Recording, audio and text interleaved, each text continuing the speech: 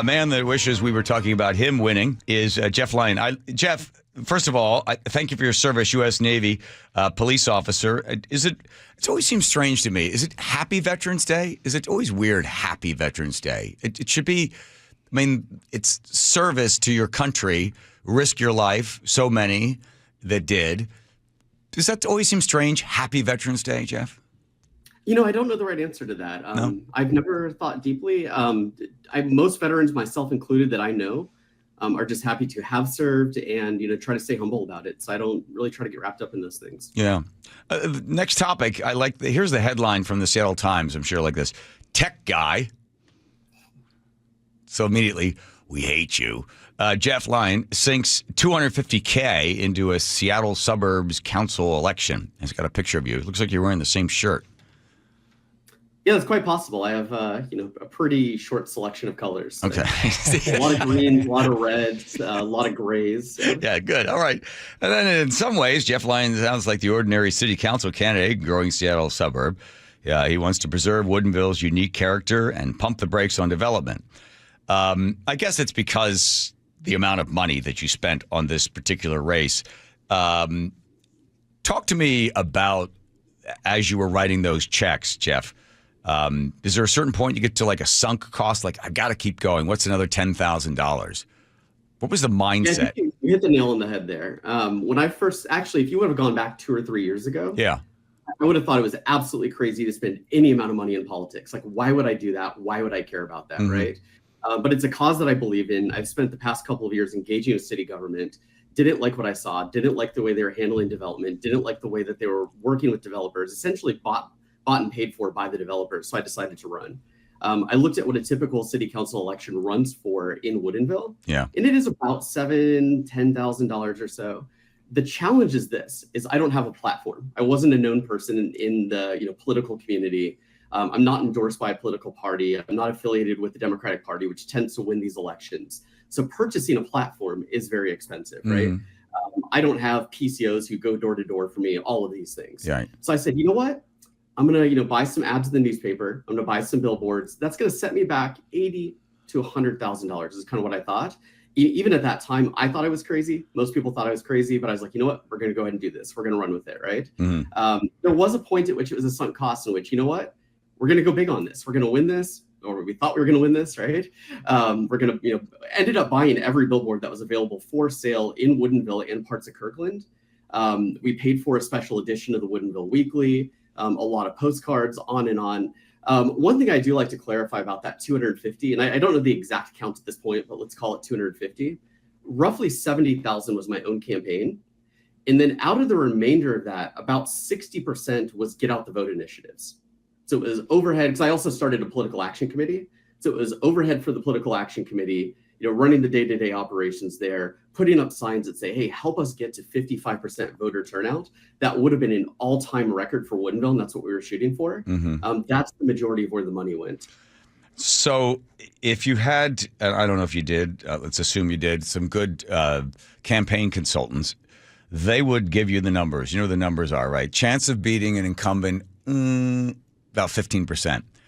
A male competing against a female, you're already down at the start about 6 to 7%, right? So you have Michelle Evans, who is the incumbent. So she's got an 85% chance of winning. Plus, you also factor in she's a female, you're a male.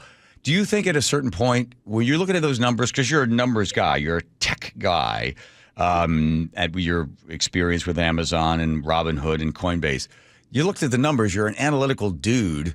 Were you still thinking, you know what? Gosh darn it, I just believe I'm the right candidate. I don't think I was actually looking at the numbers, and I think part of it is Jeff, look at Jeff, wait, look at the numbers. Look at the numbers, right? You would think, right? Yes, you would think. In engineering profession, you would think, right? But if you look at like a presidential election, Congress, what have you, right? Everything is about the numbers. You're analyzing precincts, you're analyzing candidates, all of these things, right? In these small elections, these never used to be heavily political, if you will, right? If you go back to 2017 and you look at the voter guide, it was just ordinary, everyday people with no political affiliation, no party affiliation, who are running and winning these elections. It's community service. And that's the way that I saw it, right? Yeah. A major reason that I ran, aside from having concerns about the way that we were interacting with developers, the development plans of the city, the spending of the city was a big concern. For me, it was just the fact that political parties were stepping in and taking control. If you look at 2019, 2 candidates out of the 4 candidates who are running were endorsed by political parties. They won their elections. Same thing happened in 2021. Same thing happened in 2023. Now, if you look at it, after this election, 6 out of the 7 people on council were proudly endorsed by the 1st Legislative District Democrats, the King County Democrats, and a litany of other democratically associated organizations, right? So for me, it's like I have a lot of views that are progressive views. I have some views that are conservative views, primarily financial taxation, right? So to me, it's not about are you left or are you right? It's are you affiliated with a political party? And in my view, for a local election in a city of this size, we should not have folks who are affiliated with political parties. Okay, but Jeff, here's you know how baseball works, right? You work in the D League, you get the minor league, and then you go into the pros. Hopefully, right? You get drafted, D League, minor league, work your way up. City council, that's the bench. So what they do is they get you there, right? The party puts you in there. You're in there for 4 years or 8 years, and then because these people, a lot of them are political animals, and they want to go up, and then they want to serve in Olympia, and then to Washington, D.C., right? So they always have these plans. So the parties put them in there. I know this because I experienced this in Sammamish. The party gets you in there, right? And then you're in there, and then they've got plans for you. Okay, you're going to do 4 years or do 2 years, and we're going to move you up and move you out, right?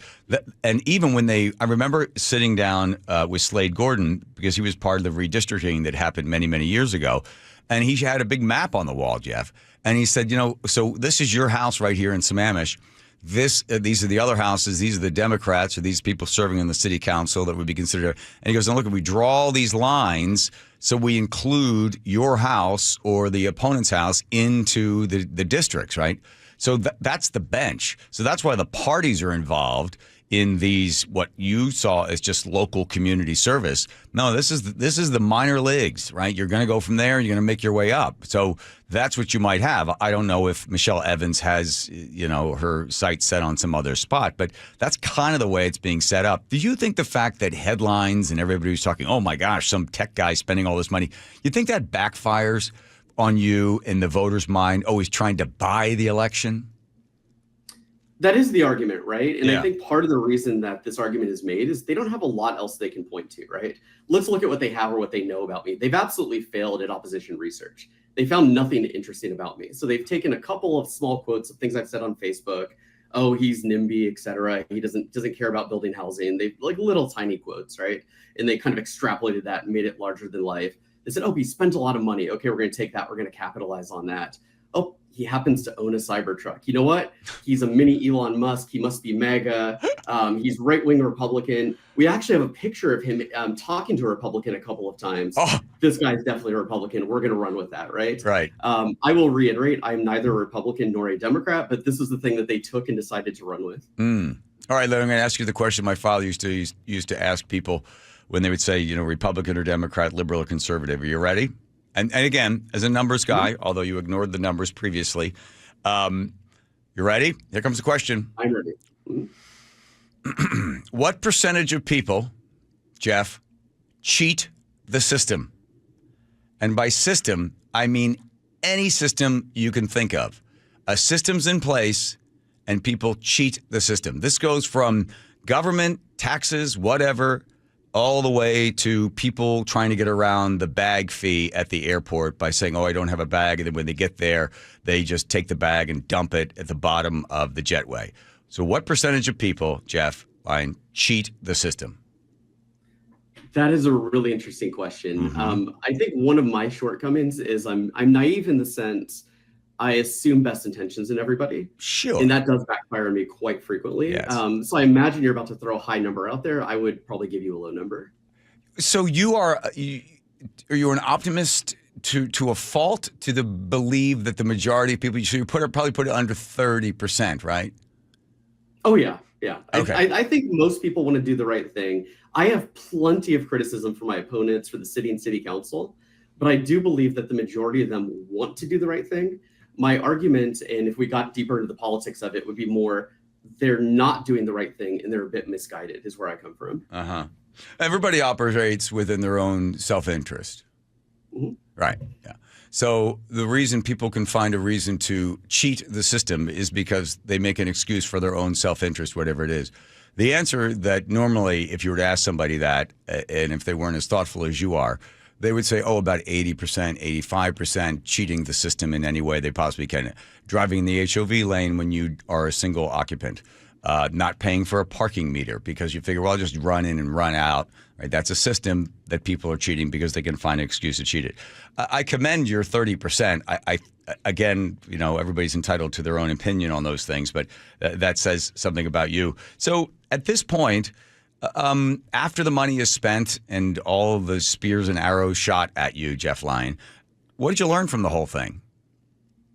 That's also a very great question. Everyone goes into an election. Actually, I don't want to say everybody. I think some people go into elections knowing they're not going to win, knowing that the cards are stacked against them. I went in saying, hey, if we do this right and we make a big splash, we get our names out there, we make a point about the way we want to handle city finances, the way we want to approach development, the way we want to approach affordable housing, that already resonates with a lot of people. We're going to get out there. We're going to win this, right? Mm-hmm. We went out there, engaged with the public, talked to residents, did some surveys, did some door knocking. And what I kind of came up with was it's going to be about 50-50. Like one survey that I had put out came back 51% of Woodinville, of the people that responded to the survey, and there's big margins of error, especially in a small city, right? Yeah. Want to see change in the government, in the local government. Door knocking, now we targeted single family homes, so it's a little bit of a biased door knock, right? But door knocking, we were doing extremely well. We were polling between 54 and 75% in some of the polling districts. So I went in there with a lot of optimism, right? But I conceded that when you start to mix in apartments and doors that we weren't hitting, that would be closer to 50-50. What you're seeing is we got a little bit over, when I say we, myself and 3 other candidates, got a little over 30% of the vote, right? Which was obviously very disappointing. Yeah. But it wasn't disappointing in the sense where it's like, no, like I'm so angry, I go flip the table, right? Yeah. It was disappointing that it immediately clicked with me what happened. It was a partisan turnout. And I knew this because I had done, and this is where the numbers guy thing comes in, right? Okay. I had done some research on this. As people were returning their ballots, I went and took the ballot returns. I put it against my CRM because we have, kind of metrics on where we think, people fall in terms of their political leanings. And I said, 67%. This is before the results came out. This is like Friday or Saturday, I think.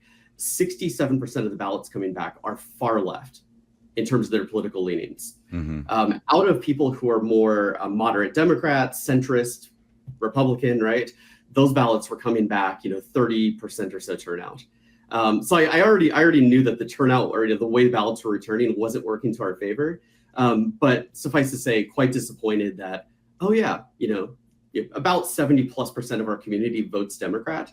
And that's exactly what you're seeing here. My opponent and the opponents of the other people who I would call the opposition, or our opposition candidates trying to take the city council, we said, hey, we're the independents, and then they made a big deal about no, we're the Democrats, we're the real Democrats. Make sure you vote for us, and that's what happened in this election. Right. Yeah. One last question for you: are your billboards still up? I don't know. I haven't actually driven around and looked at them. I assume most of them have come down. On the subscription I had on them was until November 8th, but they'll come down whenever somebody else purchases them. I see. So you might have to drive by and see your big mug up there.